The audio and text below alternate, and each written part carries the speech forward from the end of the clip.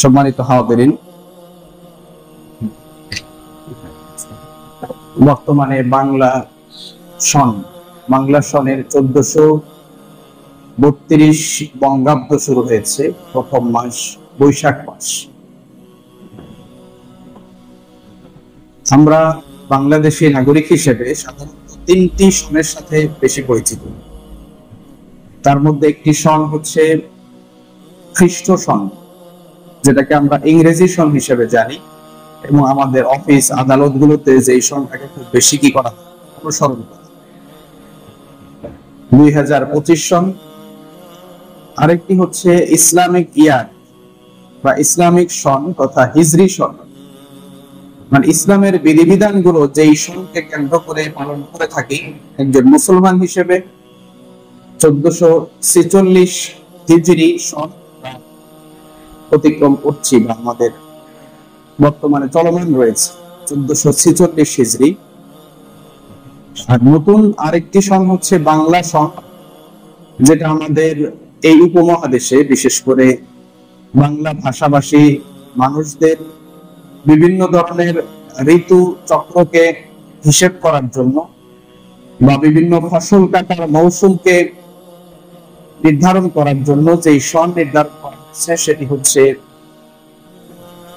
1432 বা বঙ্গাব্দ, যেটাকে বলা হয়ে থাকে বাংলা সন। তিনটি সনই তিন দিক থেকে আমাদের কাছে গুরুত্বপূর্ণ। আসলে সন যেটাই হোক না কেন বা বছর যেটাই হোক না কেন, সবগুলো দিন, সময়, ক্ষণ এগুলো আল্লাহ রাব্বুল আলামিনের সৃষ্টি। প্রতিটা সময়, প্রতিটা মুহূর্ত, যে সময়গুলো আমরা পাচ্ছি, এই প্রত্যেকটা সময় আল্লাহ থেকে আমাদের জন্য নেয়ামত।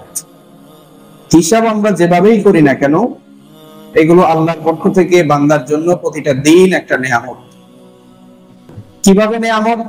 কারণ আমি একটা দিন পেয়েছি, এর মানে হচ্ছে আমি কিছু ভালো কাজ করার কি পেয়েছি, সুযোগ পেয়েছি। আমি একটা দিন পেয়েছি, এর মানে হচ্ছে আমি যদি কিছু গুনাহ করে থাকি, আল্লাহর কাছে তাওবা করার কি আছে, সুযোগ আছে। এভাবে জীবন জীবিকা অর্জনের জন্য সহ বিভিন্ন কাজের এই সময়টা আমাদের জন্য অনেক বেশি কি আল্লাহ। আর প্রতিটা নেয়ামতই, এগুলো এই নেয়ামত যাদেরকে দেয়া হয়েছে আল্লাহ তাআলা তাদেরকে সেই নেয়ামতের ব্যাপারে কি করবেন, জিজ্ঞাসা করবেন। আল্লাহ তাআলা বলছেন সূরা তাকাসুরের শেষ আয়াতে, লা তুসআলুন্না ইয়াওমা ইযিন আনিন নাঈম, যে তোমাদেরকে অবশ্যই অবশ্যই যে নিয়ামতগুলো দেয়া হয়েছে এই নিয়ামত সম্পর্কে কি করা হবে, জিজ্ঞাসা। মানে এই নিয়ামতের শুকরিয়া যদি আমরা আদায় করি, তাহলে আল্লাহ তাআলা এই নিয়ামত আমাদের জন্য বাড়িয়ে দিবেন, বরকতময় করে দিবেন। আর যদি আমরা অকৃতজ্ঞ হই, লা ইন শাকারতুম লা আযীদান্নাকুম, আল্লাহ তাআলা বলছেন যদি তোমরা আমার নিয়ামত পেয়ে আমার প্রতি কৃতজ্ঞতা আদায় করো, নিয়ামত পেয়ে তোমরা কি করছো, যেমন একটা দিন পেয়েছো, তুমি দিনের শুরুটা করেছো আল্লাহর শুকরিয়ার মধ্য দিয়ে, নামাজ আদায়ের মধ্য দিয়ে, কোরআন তেলাওয়াতের মধ্য দিয়ে, তাহলে আমি এই নিয়ামতটাকে কি করে দিব, বাড়িয়ে দিব, বরকতময় করে দিবেন আল্লাহ তাআলা। বিভিন্ন ভাবে বাড়িয়ে দেয়া যায়, বরকত দিয়ে বাড়িয়ে দেন। কখনো কখনো কেউ কেউ অল্প সময় পায়, কিন্তু অনেক বরকতপূর্ণ সময় সে অতিক্রম করে। আমরা অনেক সময় একটা কিতাব, বই, বড় বড় বই, এগুলো অনেক সময় লাগে, কিন্তু বড় বড় মনীষীরা যারা এই কিতাবগুলো লিখে গেছেন, যেমন আল্লামা ইবনে কাসির রাহিমাহুল্লাহ, তিনি তার জীবনে অনেকগুলো বড় বড় কাজ করে গেছেন। তার ভিতরে একটা বড় কাজ হলো উনি ইতিহাসের একটা বিখ্যাত বড় গ্রন্থ রচনা করে গেছেন, সেটা প্রায় 10 খণ্ডেরও বেশি। এরকম বড় বড় সাইজের গ্রন্থ, অনেক বড়, আল বিদায়া ওয়ান নিহায়া এই বইটার নাম। যার অর্থ হলো শুরু এবং শেষ।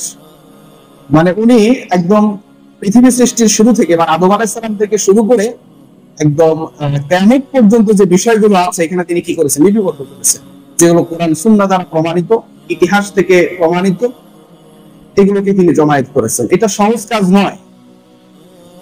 তিনিও আমাদের মতোই হয়তো কম বেশি হায়াত পেয়েছেন। তিনি আরো একটা বড় কাজ করেছেন, সেটি হচ্ছে তাফসির ইবনে কাসির, পবিত্র কোরআনের তাফসির। এটাও বড় খণ্ড। আমি যেটা পড়েছি ওটা 4 খণ্ডের একটা তাফসির, এরকম বড় বড় সাইজের 4 খণ্ড।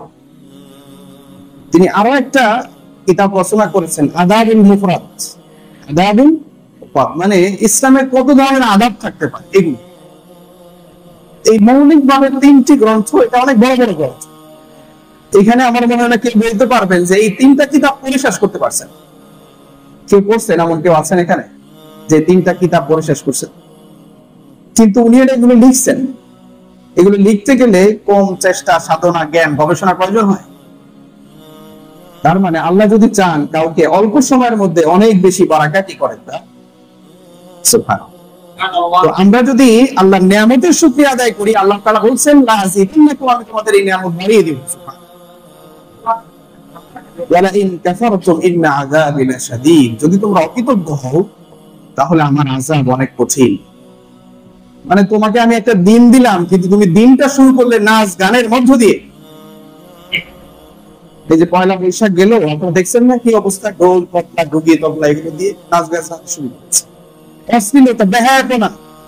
এই দিন একটা শাড়ি পরতে হবে, বিশেষ ধরনের শাড়ি, ওইরকম করে সাজুগুজু করতে হবে, ব্যাপারটা হয়ে বাইরে বের হইতে হবে, সারাদিন ঘুরতে হবে। এই যে একটা অশ্লীল কাজের মধ্য দিয়ে একটা দিন আমরা পার করলাম। আল্লাহ বক্তব্য হচ্ছে, আমি তোমাকে নিয়ামত দিলাম, একটা নতুন একটা বছর তোমাকে দিলাম, আর তুমি অকৃতজ্ঞ হলে। যার শুকরিয়া আদায় করা দরকার সে তার শুকরিয়া আদায় না করে তুমি কি করবে?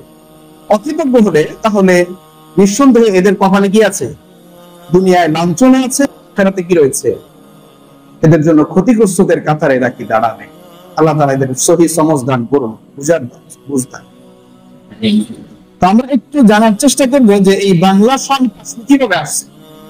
প্রত্যেকটা সন বা প্রত্যেকটা ইয়ার, বছর শুরুর একটা ইতিহাস আছে। বছর শুরুর একটা তারা শুরুর বা জন্ম ইতিহাস আছে। আপনি যদি হিজরি সন, ইংরেজি সনের দিকে তাকান, যেটাকে আমরা ইংরেজি সন করি 2025 খ্রিস্টাব্দ, আপনি দেখবেন এটার ইতিহাস হচ্ছে ঈসা আলাইহিস সালামের জন্ম তারিখ থেকে শুরু করে কি এই সন গণনা, জন্ম সাল থেকে শুরু করে এটা গণনা করা হয়। মানে আজ থেকে 2025 বছর আগে ঈসা আলাইহিস সালাম জন্মগ্রহণ করেছে। হিজরি সাল যেটা 1446 সন যেটা চলছে, এখন শাওয়াল মাস চলছে, এই সনটা গণনা শুরু হয়েছে রাসূলুল্লাহ সাল্লাল্লাহু আলাইহি ওয়াসাল্লাম যখন মক্কা থেকে মদিনায় কি করেন? হিজরত করেন। এই হিজরিটা মুসলমানদের ইতিহাসে বা মুসলমানদের জন্য অনেক বড় একটা তাৎপর্যপূর্ণ ঘটনা। এই হিজরি সনের একটা আলাদা ইতিহাস আছে, তবে আমরা সেই ইতিহাসে যাব না। এটা শুরু হয়েছে হিজরত থেকে, যেই বছরে রাসূলুল্লাহ সাল্লাল্লাহু আলাইহি ওয়াসাল্লাম মক্কা থেকে মদিনায় হিজরত করেছেন, সেই বছর থেকে হিজরি সন গণনা শুরু হয়েছে। বাংলা সন আজকে যে 1432 সন শুরু হয়েছে, এটার জন্মদিন বা এটার জন্মের কি সূচনা কোথা থেকে শুরু হয়েছে কেউ বলতে পারবেন? জানা আছে যে যেরকম আমি 2টা সনের ইতিহাস বললাম, যেটা শুরুর ঘটনাটা, সম্রাট আকবর সে আজ থেকে কত 300-400 বছর আগে শুরু করছে। কিন্তু কি ঘটনা, এটার ইতিহাস কি, বিগিনিংটা কোথা থেকে হয়েছে? যে ধরেন আজ 1446 বছর পার হয়েছে, যেটা এক সাল ছিল, এই এক সালটা কি ছিল? এই এক সালটা কি ছিল, কিসের উপলক্ষে আসছে? এটা না জানার কারণে আজকে বাঙালিরাও এটা বলতেছে এটা আমাদের বাঙালি হাজার বছরের একটা ঐতিহ্য। নানা রকম অপব্যাখ্যা যার যার মতো দিচ্ছে। আসলে এই হিজরি সন শুরুর একটা ইতিহাস হলো, বাংলা সনের শুরুটা হয়েছে মূলত হিজরি সন থেকে। কোথা থেকে? হিজরি সন থেকে। এই হিজরি সনটা আজকে কত হয়েছে? 1446 হয়েছে, আর বাংলা সন 1432 হয়েছে। এটার কারণ কি জানেন? কারণ হচ্ছে বাংলা সন প্রতি বছর 11 দিন করে কি আছে, বেশি আছে। হিজরি সনটা কি আছে, 11 দিন কম আছে। অর্থাৎ হিজরি সন 354 দিনে হয়ে থাকে, আর বাংলা সনটা 365 দিনে হয়ে থাকে। প্রতি বছর 11 দিন করে করে হিজরি সন কম হয়, মানে 11 দিন আগেই বছর শেষ হয়ে যায়। এই জন্য হিজরি সনের সাল বেশি হয়েছে, আর বাংলা সনের সাল কি হয়েছে, কম হয়েছে। এই যে আমরা গোড়ার ইতিহাসটা জানি না, এটার কারণ হচ্ছে এটা, যে এটা শুরু হয়েছে মূলত হিজরি থেকে, গোনা শুরু হয়েছে ওখান থেকে। সম্রাট আকবর এটার প্রচলন করেছে, এই সালের গণনাটা ওইখান থেকে টেনে নিয়ে আসছে। সেই সময়ের বিখ্যাত জ্যোতির্বিজ্ঞানী ফতুল্লাহ সিরাজি 1556 খ্রিস্টাব্দ, তখন 1556 খ্রিস্টাব্দে বাংলা সন গণনাটা কি করে, গণনার প্রচলন শুরু করে। কিন্তু এটার গণনার বিগিনিংটা শুরু হয় কোথা থেকে? হিজরি থেকে। তখন 900 সম্ভবত 63 বঙ্গাব্দ হিসাব করে সম্রাট আকবরের যে সিজনটা, সেই সিজনটা হলো 963 বাংলা সন। তার মানে কি ওই দিন থেকে 1 তারিখ থেকে শুরু, একদিন 1 বছর না, সেটা উনি শুরুটা করছেন আরো আগে থেকে। সেটা কি? হিজরি সন থেকে। হিজরি সনটাই হচ্ছে এই বাংলা সনের ভিত্তি, বেস। এখন এটা তিনি কেন করলেন? সেই সময়ের, আপনারা যদি ইতিহাস ঘাটেন, সেই সময়ের সকল হিসাব নিকাশ বা এই যে খাজনা আদায় সহ ফসল কাটা বা অন্যান্য যত ব্যবসায়িক হিসাব আছে, সব হিজরি সন দিয়ে গণনা করা হতো এই বাংলা সন গণনা শুরুর আগে। কিন্তু সম্রাট আকবর এসে দেখলেন যে হিজরি সনটা এটা প্রতি বছরই কি হয়, চেঞ্জ হচ্ছে। 10 বছর করে, 10 দিন করে করে কমে যাওয়াতে 5 বছর 10 বছর পরে বর্ষা মৌসুম অর্থাৎ ফসল কাটার মৌসুমটা ঠিক থাকতেছে। সরকারি একটা খাজনা আদায়ের সন থাকতে হয়, সিস্টেম থাকতে। যেমন ধরেন ইংরেজিতে বছর শুরুর একটা সিস্টেম আছে, ইয়ে আছে এখানে হিসাব নিকাশের, মাসিক বেতনের একটা কি আছে, সময় আছে না, আছে যে মাস 1 তারিখ থেকে শুরু হয়, 30 বা 31 তারিখে শেষ হলে মাস পূর্ণ হয়ে যায়, তখন বেতন দেওয়া হয়। এরকম করে বাংলা সনের যেমন একটা, ইংরেজি সনের যেরকম একটা হিসাব আছে, বাংলা সনেরও কি আছে। যেমন বর্ষাকালে বর্ষা হয়, এটা আমরা জানি না, আসলে বর্ষাকাল দেখে বর্ষা হয়, বিষয়টা এমন। এই সময় বর্ষা হয়, এই জন্য নাম দেওয়া হয়েছে এটা কি কাল, বর্ষা। বসন্তকাল, এই সময় বেশি গরম থাকে, খুব বেশি ঠান্ডাও থাকে না, একটা সুন্দর আবহাওয়া থাকে। বসন্ত নামটা এই সনের সাথে মানায়, এই জন্য এই সনটার নাম দেওয়া হয়েছে, এই মাসের সাথে মাসের নাম দেওয়া হয়েছে বসন্ত। গ্রীষ্মকালে প্রচন্ড গরম থাকে, এই জন্য এই সময়টা, 2 মাস সময়টাকে বলা হচ্ছে এটা কি, গ্রীষ্মকাল। এইভাবে সম্রাট আকবর যখন দেখলেন যে আসলে প্রতি বছর এই খাজনা আদায়ের মাস চেঞ্জ হয়ে যাচ্ছে, আরবি মাস হলে কি হয়, চেঞ্জ হয়ে যাচ্ছে, এবং ফসল কাটার মৌসুমের সাথে খাজনা আদায়ের মৌসুমের সাথে মিলতেছে না। বরং ফসল কাটে বর্ষা সিজন আগে, বর্ষার আগে ফসল কাটে। এখন প্রতি বছরে কি মহররম মাস বর্ষার সময় আসবে, এই বর্ষাকালে আসবে, বিষয়টা এমন। তো এই জন্য উনি খাজনা আদায়ের সুবিধার্থে, ফসল কাটা এবং খাজনা আদায়ের সুবিধার্থে তিনি চিন্তা করলেন যে আমরা একটা সন নির্ধারণ করি, যেই সন ধরে আমাদের দেশের এই ইয়েটা, ফসল কাটা, খাজনা আদায়, এই কর আদায়, এটার জন্য একটা মেইনটেইনের সুবিধা হয়। তখন এই উপমহাদেশে ইংরেজি সনটা প্রচলন ছিল না, ওইরকম ভাবে প্রচলন ছিল। কেউ কেউ মেইনটেইন করতেন, সেটা খুবই কম, মানে আন্তর্জাতিক লেনদেনের জন্য মেইনটেইন হতো, কিন্তু অফিস আদালতে হিজরি সন মেইনটেইন হতো। তো সেখান থেকে তিনি কি করলেন, বাংলা সন, বাংলা এই যে বঙ্গাব্দ যেটা, এটা তিনি জ্যোতির্বিজ্ঞানী, মহাকাশ বিজ্ঞানী বা জ্যোতির্বিজ্ঞানী যেটাই বলি না কেন, তিনি ফতুল্লাহ সিরাজিকে নির্দেশ দিলেন তিনি কি করতে, এটা সনটা গণনা করুন। একজন বিখ্যাত জ্যোতির্বিজ্ঞানী ছিলেন, এই যে চন্দ্র সূর্যের হিসাব নিকাশ উনি ভালো বুঝতেন।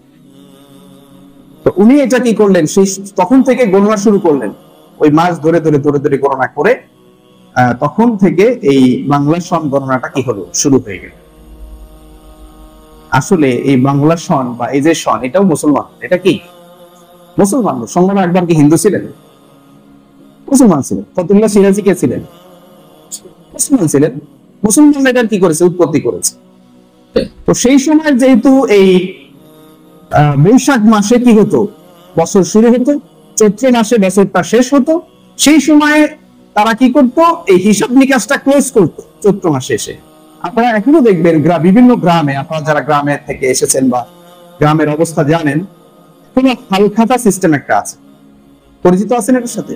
হালখাতা, হালখাতা মানে কি, নতুন খাতা। হালখাতা মানে কি, হাল মানে বর্তমান খাতা, মানে বছর শেষ করে নতুন খাতায় পদার্পণ করা, এটাকে হাল খাতা বলা হয়, মানে পূর্বের হিসাব ক্লোজ করে দেয়া। তো সকল হিসাব ক্লোজ করে দেয়, যত বকেয়া টকে আছে দিয়ে শেষ করে দেওয়ার পরে যখন একজন মানুষের সারা বছরের হিসাব ক্লোজ হয়ে যায়, যিনি পাওনাদার উনিও খুশি হন, যিনি দেনাদার উনিও দেনামুক্ত হয়ে যান, দুজনেই খুশি হন। খুশি হয়ে একটু কি করেন, আপ্যায়ন করেন। কি করে? একটু আপ্যায়ন করা। এই সংস্কৃতিটা এখনো আমাদের দেশে কি আছে, প্রচলিত আছে। এই এতটুকু পর্যন্ত মুসলমানদের কার্যক্রম অ্যাক্টিভিটি ছিল। আর হিন্দুরা কিছু কাজ করতো, তারা পূজা করতো। কি করতো? খুশি হয়ে তারা তাদের বিভিন্ন দেবতার চৈত্র সংক্রান্তি করতো। কি করতো? চৈত্র মাসের শেষ দিন তারা চৈত্র সংক্রান্তি করতো, যে আমরা এরকম জ্ঞানামুক্ত হয়ে গেছি, তারা পূজা করতো। পয়লা বৈশাখ আসছে, তার আনন্দ করতো, বিভিন্ন ধরনের পূজা অর্চনা তারা করতো।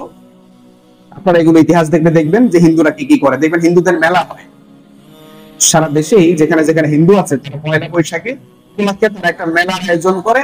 এইটা বাঙালিরা, মুসলমানরা কি করেছে, এইটার ভিতরে ঢুকে গেছে। মুসলমানরা মূলত হিন্দুদের সংস্কৃতির ভিতরে কি হয়ে গেছে, মানে একাকার, মিলেমিশে একাকার হয়ে গেছে। কারণ হিন্দুরা তাদের পাশে আছে। আর বাংলাদেশের মুসলমানদের বড় সমস্যা হলো তারা একদম গোড়া থেকে ইসলাম শিখে না। তারা ইসলাম শিখে না, যা দেখে তাই শিখে। যে পিসাব দেখছে সে পিসাবের ইসলাম অনুসরণ করে চলে, সে লিখে দেখছে সেই অনুসরণ করে চলে, সে অমুক মাদ্রাসায় পড়ছে সে ওই মাদ্রাসার মতাদর্শ অনুসরণ করে চলে, সে যেভাবে পারে সেভাবে দিন মেনে চলছে। আসলে দেশে একটা সিস্টেমেটিক ওয়েতে যে দিন শিক্ষার ব্যবস্থাটা, এটা শুরু থেকে এত গোছালো ছিল না। মুসলমানদের শিক্ষা ব্যবস্থা একরকম ছিল না, এটা আমি এর আগে বহুবার আলোচনা করেছি। মুসলমানদের শিক্ষা ব্যবস্থা একমুখী ছিল না, বিভিন্ন রকমের ছিল। কিছু লোক দিন শিখে তো দিনই শেখে, দুনিয়া শেখে না।